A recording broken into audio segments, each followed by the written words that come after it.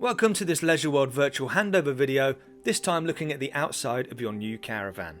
Please note other brands and models may differ slightly, but all work in pretty much the same way. Now on every caravan, it's important to note the CRIS registration number etching on one of your windows. This is your caravan's unique vehicle identification number, and once you've collected your caravan, we'll notify CRIS of the sale and you'll be invited to register your new caravan, and this will give you another level of security.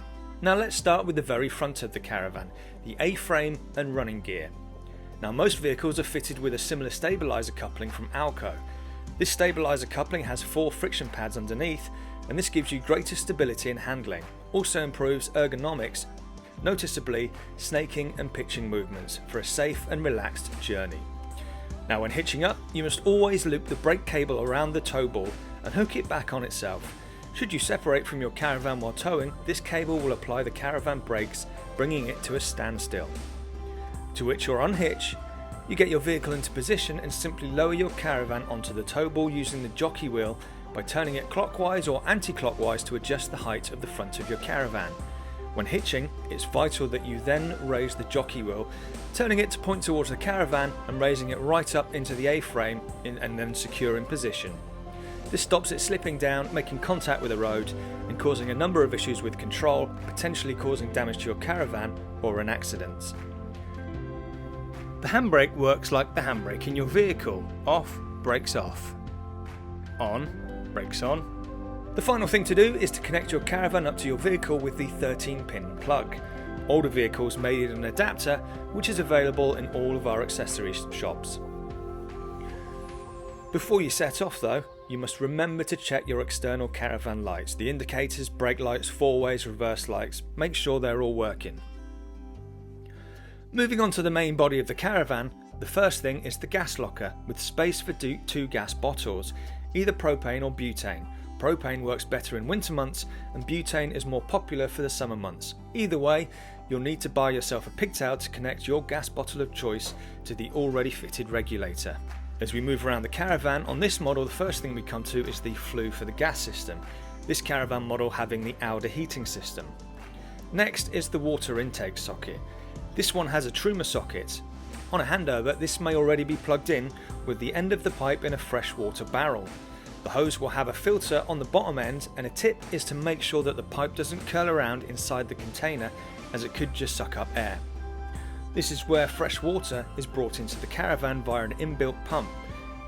And if your caravan has an inbuilt water tank, you'll also find a second socket here which will take on the water into its tank. And it's worth keeping an eye on the water level in your outside tank when you're on a break. To unplug the Truma hose, there is a little rocker switch underneath. Press in, pull out, nice and easy. Next is the hatch for the power supply.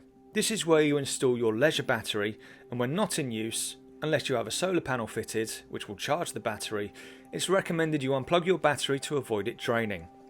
Next to the battery space you'll have a blue socket, and this is where you plug in your mains lead. Most new caravans should come with a 25 meter lead as standard. This model also has an external TV aerial just below the power supply. Next up we can see the vents for the fridge, and further round we come to the wheels. You should see some yellow crosses on each tyre. Your salesman would have already checked for these ahead of your arrival.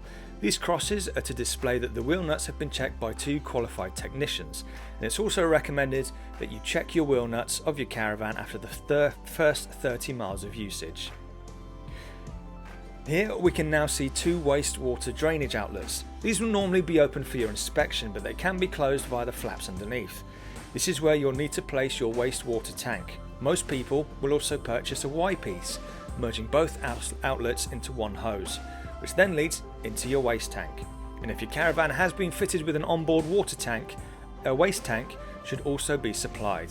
Onto the toilet, and most caravans will have an access flap above the main cassette hatch.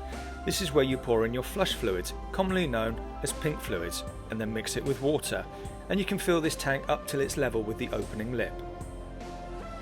Lower down with the cassette hatch, and nearly all caravan cassettes will look like this. First thing to note is this little hose tucked neatly under here. Now this is a hose to enable you to drain the flush fluid when you are draining it down for periods of no usage.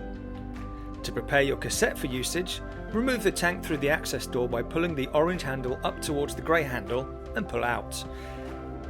Place the tank in the upright position. Turn the pour out spout upwards. Remove cap. Pour in the correct dosage of waste tank additive, normally referred to as blue fluid, and then add around 3 litres of water, ensuring that the bottom of the tank is covered. Screw the cap back on and fold the spout downwards. Lift and slide the tank back in through the access hatch.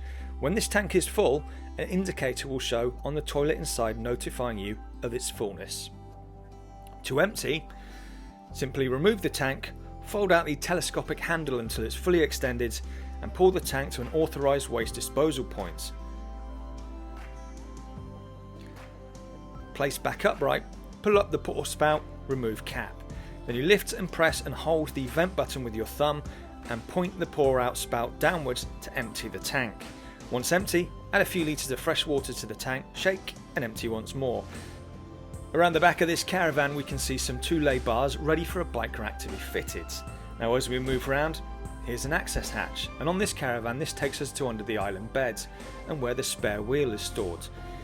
If your caravan comes with a spare wheel, you'll find it either through a service hatch like this or underneath your caravan, and you can also use this hatch for storage. In this case, it's where we put the carpets to keep them safe.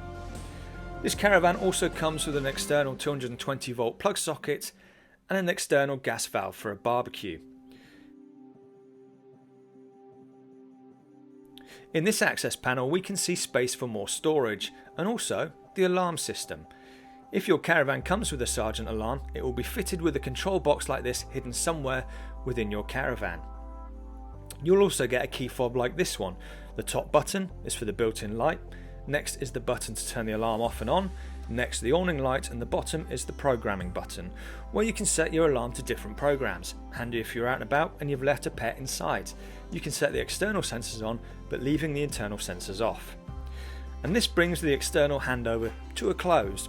Although your salesperson will have checked the caravan both inside and out, it's important that you have a good look for yourself, just for your own confidence. And should you have any questions, either refer to the user manuals or ask your salesperson during the handover.